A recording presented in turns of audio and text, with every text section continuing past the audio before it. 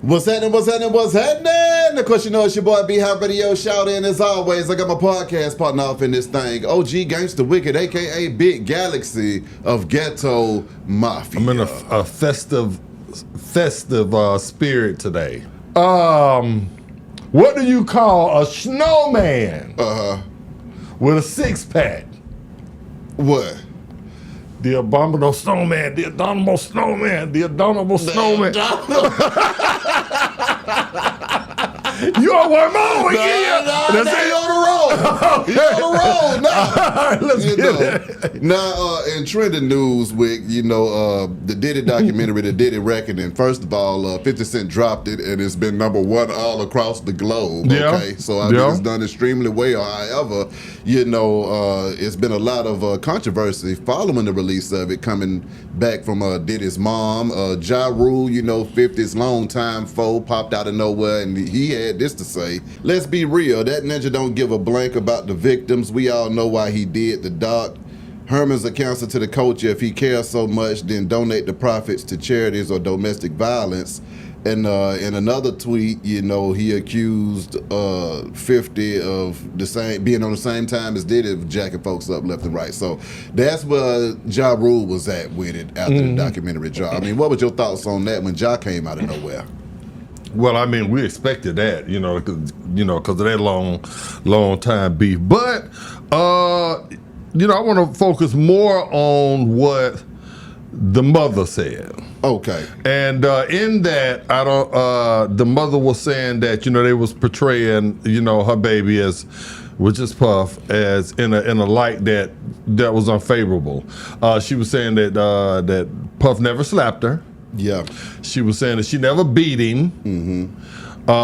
I'm sure in the black community we all don't took, you know how the black parents are. Yeah. So I mean, in her mind, she probably feel like that was, I didn't beat him. He got backhand in the mouth if he got out of hand. We all did. Yeah. But she don't feel like she was abusive. I say behind when we drop these.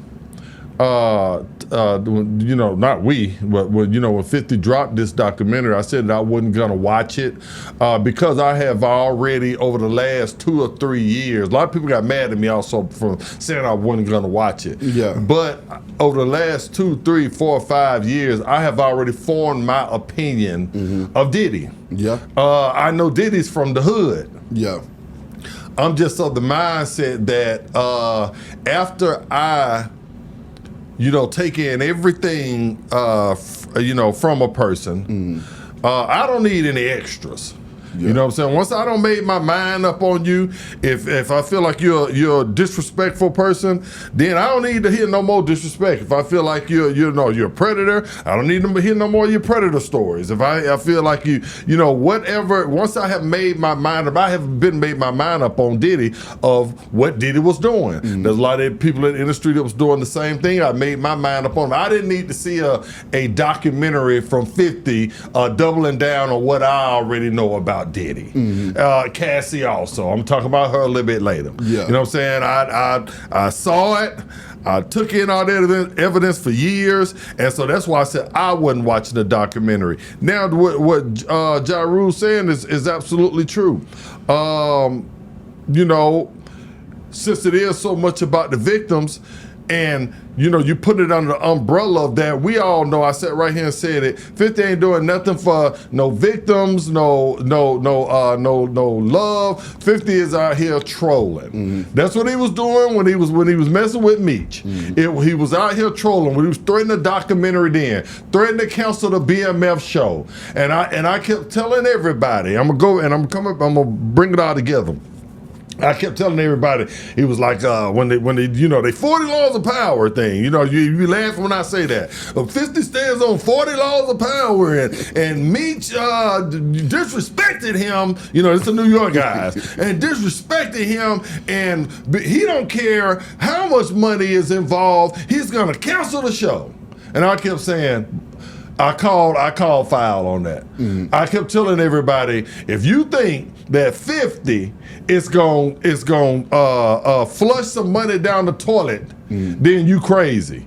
50 canceled that show. What I kept telling folks is 50 canceled the BMF show because they didn't renew the BMF show.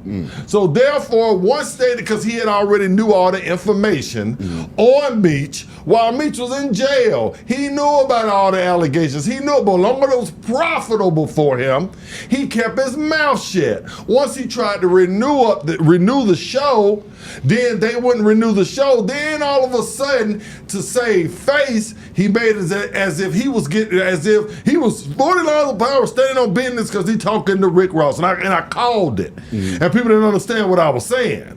This is the same situation. This is because Netflix entered it. Netflix was already going to do this by themselves. Not Netflix. I forgot the name of the company. But 50 bought a lot of this footage. What they decided not to do and that people in the comments are telling me, decided not to do it. They were going to do it, but other companies had already dropped the Diddy stuff, Surviving Diddy, blah, blah, blah. So they pulled back. So 50 went out his way to buy the footage and enter into that deal with Netflix. Said, no, I got it. It's sitting on the shelf. No, I got it. That wasn't about no victim. That was strictly about keeping his foot on Diddy's neck. Point blank, period. It wasn't about no victims because like Ja Rule say, if it was about the victims, then once you drop that out there, get the money to the victims then. Since it's about the victims, where are the curriculums for the victims? You could drop a documentary out there, 50, talking about Puff and what he done did, and blah blah, and talking about how he abused his mama and all this. Where since it's about the victims, like LeBron James put his money where his mouth is. We're gonna open a school for the kids and get them curriculums on, you know what I'm saying, young black, impoverished black kids from the inner city.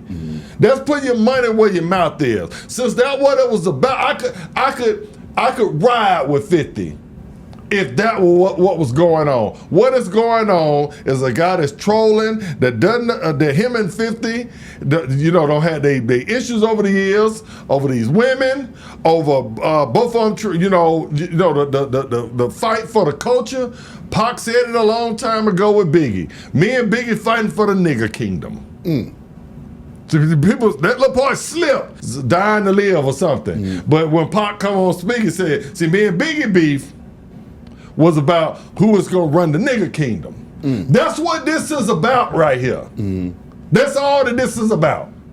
Selfishness, who gonna run the nigger kingdom? So I'm gonna throw all this stuff out there. I'm just gonna pile on, I'm gonna try to squash you so that I can be the last man standing. Damn everybody else. And that's how I feel about it. Yeah, now I feel your pain. What hurt me the most was, Diddy's mama having to come out and, deny the allegations against her and stuff like that, too. It's one thing to see your son go down that rabbit hole and have to deal with, trying to support your son, but then to look up and having to defend yourself in the midst of everything that's going on in the court of public opinion, that's not a good thing for her as well. I mean, I can only imagine Diddy's family, okay? We don't know what's true and what's false. All we do know is the outcome of the case. And from the outcome of the case, a lot of the most heinous crimes that they did accuse him of, he was found not guilty of those. Correct. So right now, it's like, okay, what is really going on? Is this a character assassination that we're seeing take place? Or is this the truth coming out at the same time? I don't even know which way to stand on it. I did watch the documentary. And in watching the documentary, those first 2 episodes, man, I mean, it was showing, Diddy getting it out the mud. They did bring some, Tupac stuff in there and everything else in the biggest situations. But it was showing, Diddy's rise to power.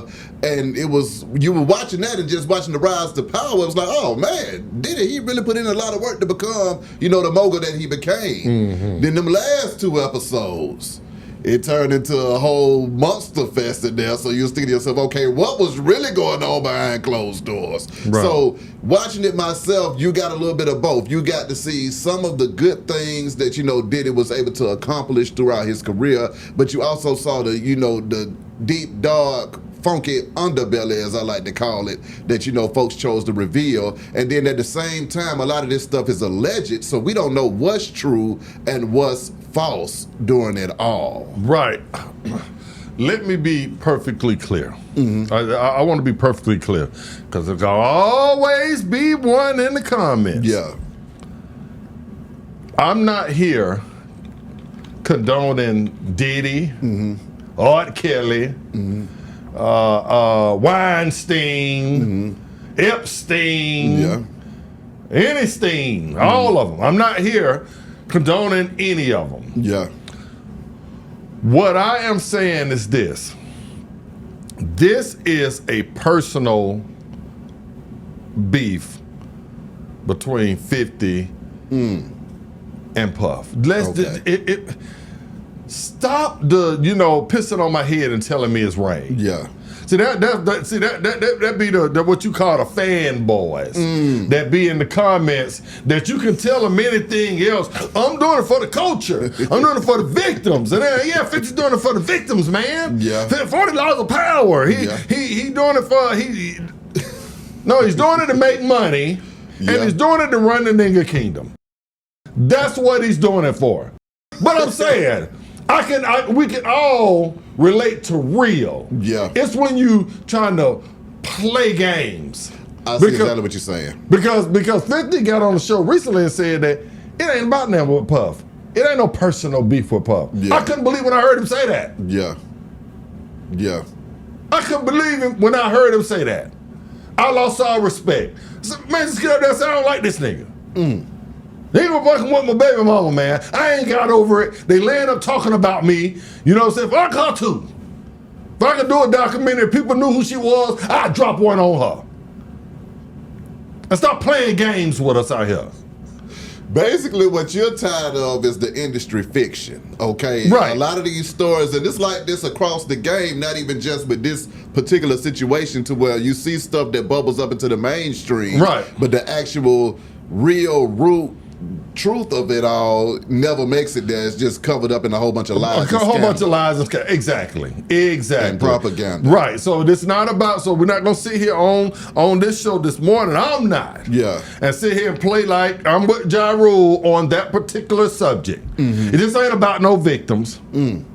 This ain't about, this is a character assassination, which Puffy has done a fine job of assassinating his own character. Let's be clear. 50 ain't, it's not 50 has drummed something up out the mud and assassinated Puffy's character. Puffy did it to himself. 50 just added on to it. 50 just highlighted it. Yeah. You understand what I'm saying? Oh no, I'm not gonna let you out the door like that right there. We're gonna make sure, you know, you get another spanking.